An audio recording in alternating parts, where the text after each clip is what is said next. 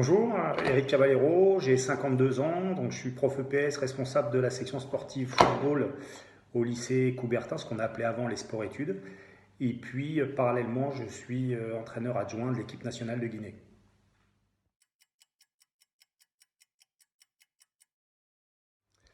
Alors, mon parcours, j'ai commencé le foot, j'avais 8 ans, j'ai joué un peu à tous les niveaux. Et côté études, donc je suis allé en STAPS, j'ai obtenu le professorat d'éducation physique, et puis en même temps j'ai passé tous mes diplômes d'entraîneur, où là aussi j'ai entraîné un peu à tous les niveaux, de l'école de foot des 6-8 ans jusqu'au niveau international.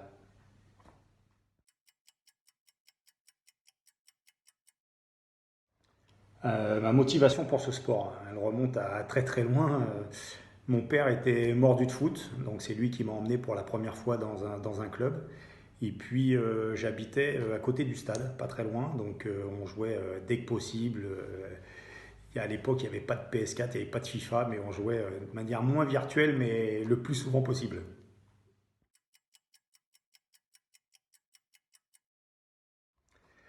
Ma motivation pour me lancer dans ces différents projets, alors déjà le foot, c'est ma passion. Donc travailler dans le cadre de sa passion, c'est déjà un avantage énorme. On n'a pas vraiment l'impression de faire un travail harassant. Et puis c'est vrai que j'ai eu et j'ai encore la chance de participer à de nombreux projets, de belles aventures sportives un peu extraordinaires. Mais à chaque fois, elles se sont présentées au fil de la vie, mais surtout au fil des rencontres.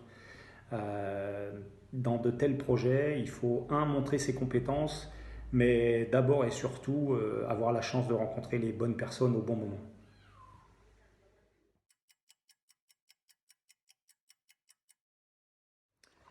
Ma journée type. Je suis un boulimique de travail, donc forcément mes journées, elles sont actives et bien chargées.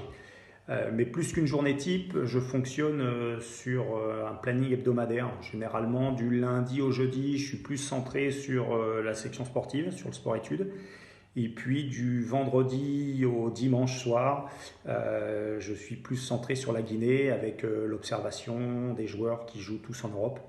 Donc on suit les matchs, on appelle les joueurs, savoir pourquoi ils étaient remplaçants, ou alors s'ils n'ont pas joué, s'ils étaient blessés. On fait le suivi de tout le monde.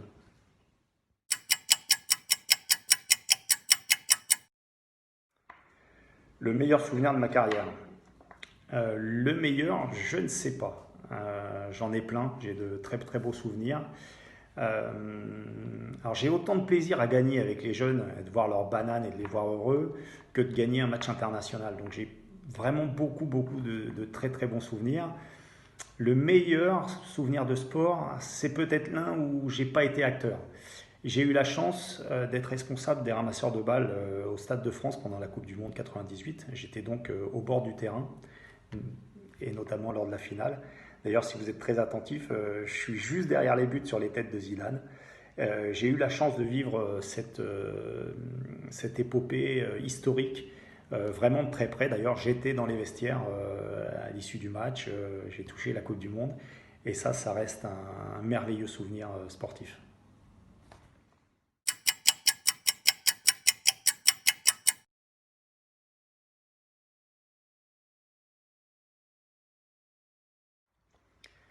Ibrahima Sissoko.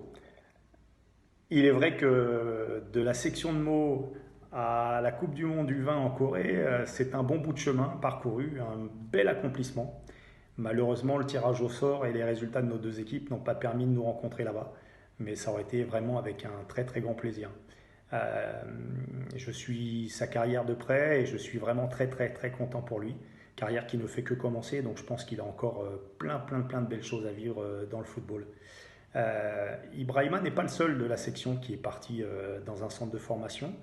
Il y en a qui y sont encore et qui, j'espère, vont vivre également une très très belle carrière. Il y a les filles qui commencent à pointer le bout de leur nez à haut niveau, dont Rafaela, que vous avez interviewé précédemment. Il y a beaucoup de joueurs à la section qui ont beaucoup de talent, qui en ont peut-être autant, même plus qu'Ibrahima, mais ils ont certainement eu moins de chance et je pense aussi beaucoup moins de détermination pour arriver au haut niveau. Donc bravo à lui et puis bonne continuation pour la carrière.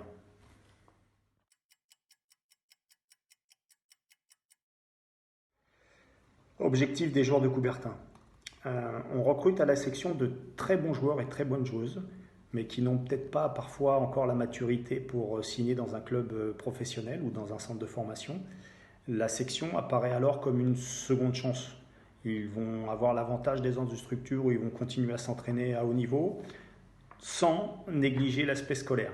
En fait, ils suivent le même programme que tout autre lycéen, mais ils s'entraînent tous les jours de 15h30 à 17h30, ce qui favorise la récupération, la gestion de la fatigue et leur permet de faire leur devoir comme tout autre lycéen à partir de 17h30 et non pas à 22h ou 23h comme s'ils étaient en club.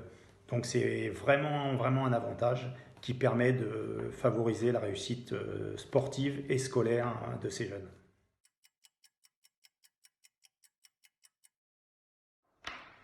La chose la plus importante pour me gérer tous mes projets. Bah, mes projets, comme tous les autres, je pense que le plus important, c'est le travail. Je vous disais tout à l'heure que j'étais un boulémique de travail, mais je pense que c'est quelque chose qui est indispensable.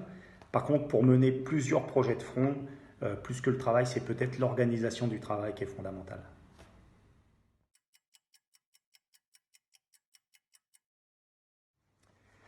Dans quel but avoir écrit mes livres? Les deux premiers remontent à un petit moment déjà, hein. Dans un souci de partage.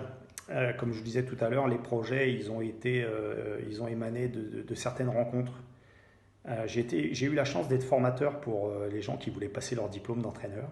Et au fur et à mesure des discussions, je me suis rendu compte que la majorité d'entre eux avaient du mal avec la préparation physique, dont j'avais la charge de l'enseignement.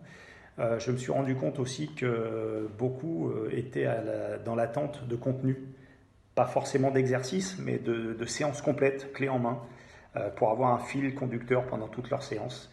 Et suite à ces discussions, bah, j'ai profité du confinement pour écrire deux nouveaux livres qui vont sortir prochainement.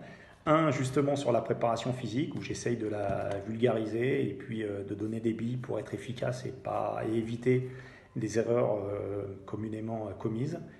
Et puis un deuxième livre où justement je vais apporter un certain nombre de séances complètes, clés en main, de l'échauffement jusqu'au jeu final avec des thèmes pour chacune d'entre elles.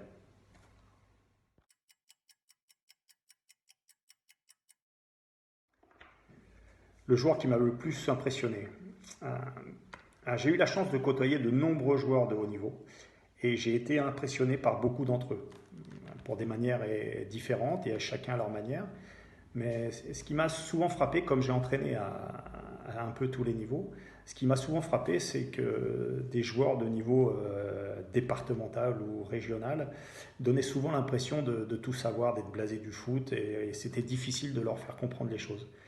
Quand on accède au haut niveau, c'est tout à fait différent. Moi, j'ai travaillé avec beaucoup, beaucoup de joueurs qui sont des gens humbles, attentifs, travailleurs, vraiment, vraiment beaucoup de travail dans le milieu professionnel. J'ai rencontré des gens exceptionnels, beaucoup sont devenus des amis et on a dépassé le rapport coach-joueur.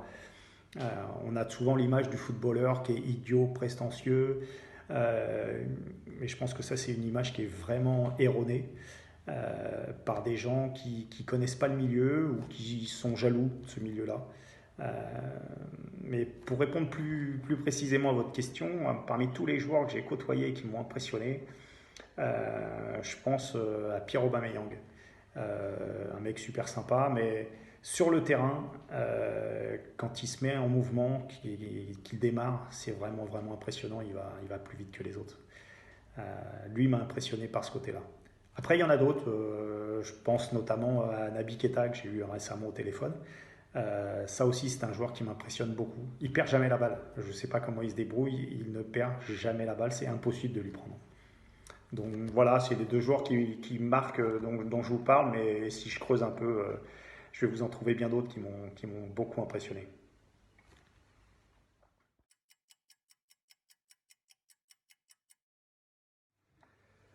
Un message à faire passer.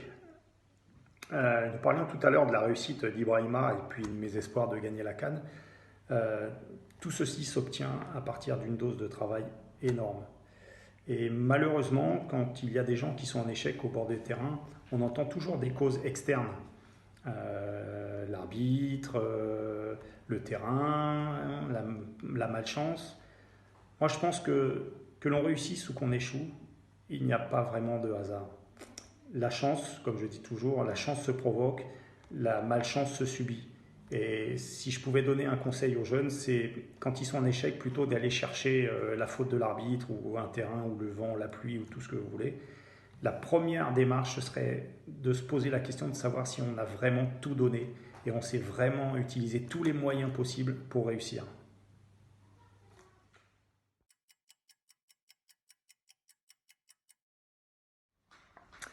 Que peut-on me souhaiter pour la suite? Oh, il y a encore plein de projets sur le grill, donc j'espère qu'ils vont se réaliser. Et puis, si tout va bien, il y aura la CAN cet hiver au Cameroun. Et avec la Guinée, on est en bonne voie pour se qualifier, donc on peut me souhaiter déjà la qualification. Et puis après, si on pouvait la gagner, ce serait quelque chose d'extraordinaire.